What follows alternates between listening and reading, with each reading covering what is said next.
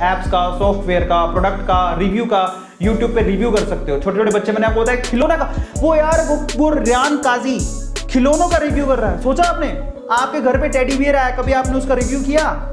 मैं आपके घर पे टेडी बियर आया, ऐसे टेडी बियर है, आपने कभी सोचा कि मैं इसका रिव्यू करूं? आप तो खेलने में लग गए होगे।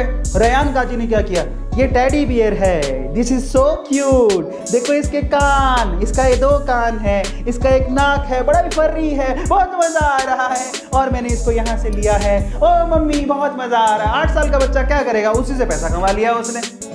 बताओ, तुमने कभी सोचा कि तुम्हारे हाथ में टेडी बियर है तो उसका रिव्यू करके तुम पैसा कमा सकते हो? टेडी बियर आया 500 रुपए का, मुश्किल से 500 रुपए का आया होगा, उसने एक वीडियो बनाई, उसी से उसने 5,000 50,000 रुपए कमा लिया। कंगा लेके आए, कंगा बहुत अच्छा है, मैंने यहाँ से खरीदा है, बहुत ही सुंदर है।